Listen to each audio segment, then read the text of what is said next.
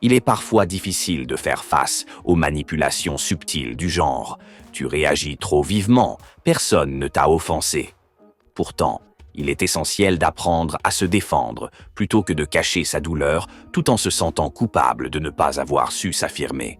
Découvrez ci-dessous 5 techniques pratiques pour se protéger du discours toxique et des comportements abusifs.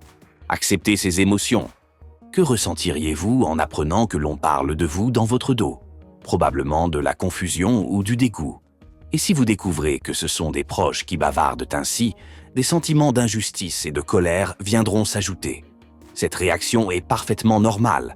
Pourtant, la plupart d'entre nous répriment leurs émotions, considérées comme mauvaises. Il est important de ne pas classer les émotions en bonnes ou mauvaises. Chaque sentiment a sa propre raison d'être. Les émotions ne sont pas là pour être niées, mais pour être ressenties. En effet, selon plusieurs études, ceux qui acceptent leurs émotions, plutôt que de les juger, sont généralement plus équilibrés psychologiquement. La prochaine fois que vous ressentez un malaise suite à des paroles blessantes, prenez le temps de reconnaître ce que vous ressentez. Ne cachez pas la douleur en souriant ou en restant silencieux.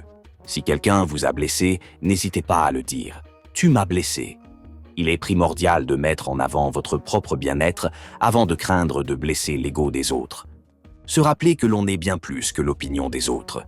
Certains traits de caractère peuvent être jugés positivement ou négativement, selon le point de vue. Prenons l'exemple d'une personne qui réfléchit longuement avant de prendre une décision. Pour certains, elle sera prudente et réfléchie, tandis que pour d'autres, elle semblera indécise. Les avis des autres sur nous ne sont donc pas des vérités absolues, mais simplement des opinions. Il est important de comprendre que nos qualités peuvent être interprétées de différentes manières. Une personne motivée sera perçue positivement comme un collègue passionné, mais potentiellement négativement si elle est chef, car on la jugera peut-être trop exigeante. Face à des commentaires négatifs, il ne sert à rien de se remettre en question.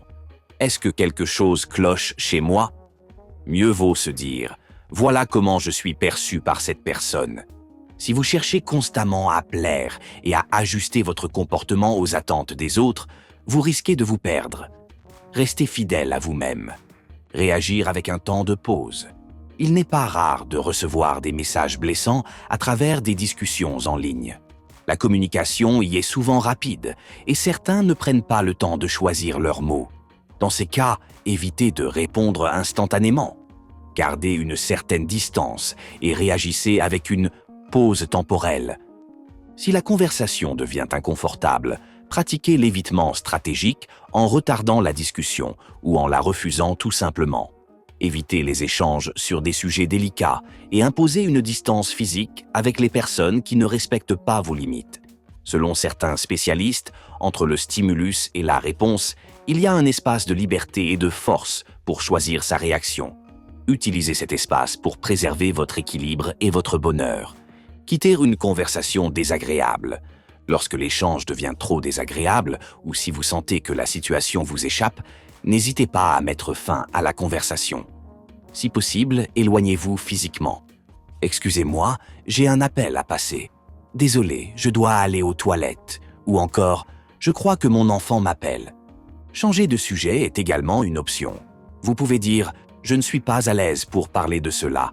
Passons à autre chose. » Si on vous demande « Pourquoi ?», répondez simplement « Nous ne pourrons pas surmonter nos différences d'opinion, alors mieux vaut discuter d'autres choses. » Résistez au chantage émotionnel.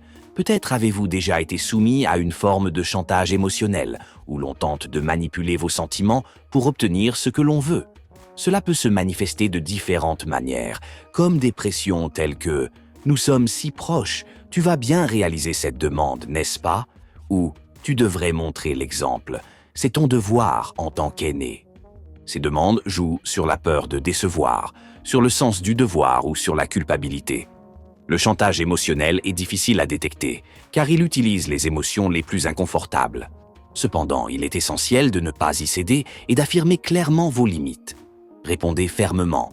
« Même si nous sommes proches, je ne peux pas répondre à cette demande. » Protégez votre espace personnel et faites comprendre à votre interlocuteur qu'il ne peut pas se comporter ainsi avec vous. Conclusion. Cultivez l'autonomie émotionnelle. La clé pour se protéger des échanges toxiques est de cultiver une autonomie émotionnelle. Cela signifie reconnaître ses propres sentiments, refuser de se conformer aux attentes injustifiées des autres et savoir s'accorder un temps de pause face à des situations désagréables. En apprenant à réagir avec calme et assurance, vous vous affirmerez sans agressivité tout en évitant les pièges des manipulateurs. Ainsi, vous établirez des relations basées sur le respect mutuel et la compréhension, tout en préservant votre bien-être émotionnel. Merci d'aimer et de vous abonner si vous aimez ce genre de contenu.